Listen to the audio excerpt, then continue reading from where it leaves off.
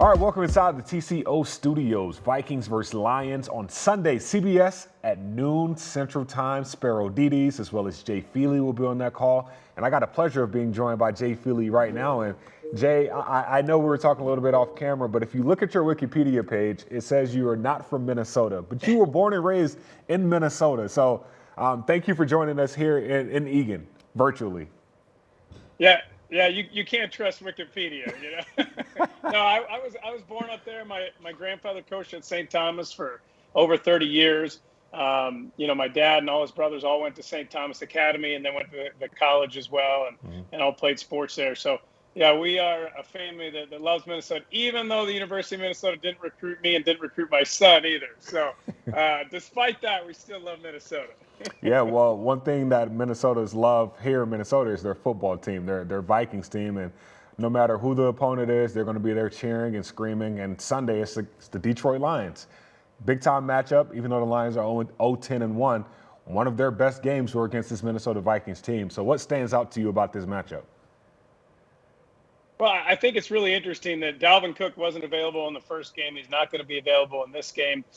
So both the Vikings have an understanding of going up against this Lions team without Dalvin Cook, and the Lions conversely have an understanding of what their offense is going to be like without Dalvin Cook.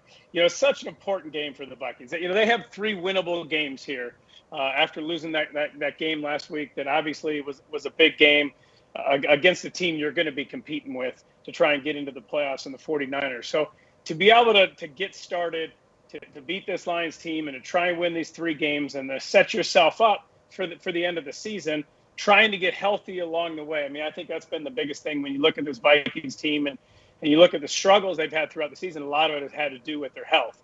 But they have their best player in Justin Jefferson and then Adam Thielen as well. And I think this is a team that's going to change up slightly. I don't think they'll change up a ton, you know, with Madison and not having Cook in there, you know, but I like the fact that they have Justin Jefferson. They can go down to the field to him. He had a great game against the Lions this last time. And to me, anytime he's single covered, you go to him. You know, you just trust that he's going to be able to have the ability to make plays, you know, and even if he's covered, throw it to him and test that Lions secondary that has struggled throughout this season.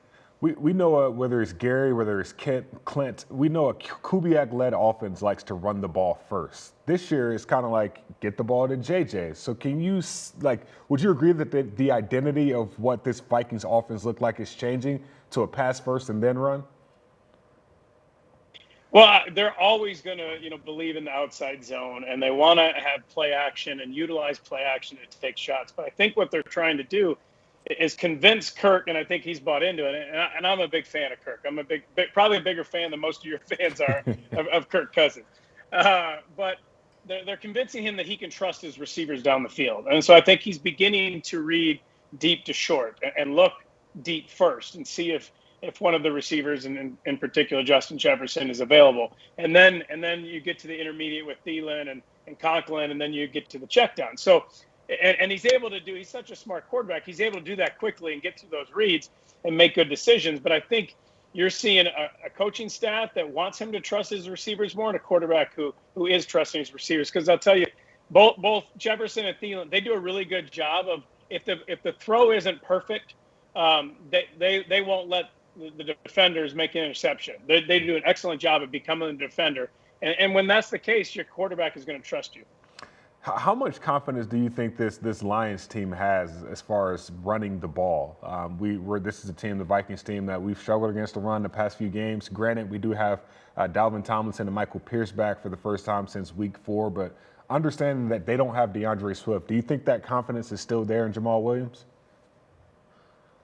I think it's there. You know, at the beginning of the season, it was more Jamal Williams than it was Swift, and then obviously he's taken over. I think where it impacts you the most is in the passing game, you know, because when you look at Jared Goff and who his top 2 targets are, it's TJ Hawkinson and then it's Swift. You know, he has not had confidence in his receiving core, and he's been quickly getting the ball to his tight end and to his running back. And so when you lose that running back and you lose the ability to throw to him, you know, I think it probably impacts him more in the passing game than I do the running game. Well, we know football is a three-phase game: offense, defense, special teams. This Lions team has lost 3 games by a walk-off field goal, including us. I know you were a place kicker during your glory days in the NFL. So, how delicate is the operation of kicking, special teams? I mean, there's only 5 teams in the NFL right now that is 100% on extra points made. Yeah, I think if you look in Green Bay, it's a really good example because you have a really good kicker in Mason Crosby, who had an excellent year last year. They changed their punter, which changes their holder, and he's struggling. He's missing a lot of kicks this year, and I think it's because of that position. And you have to have trust in your snapper and your holder. And you look at Justin Tucker and how good he is, and part of that is because their snapper and the holder are the best in the league, and they get that ball perfect and they put it down perfect, which allows him to be aggressive through the ball and gets to see the ball a lot longer. So that allows him to be his very best.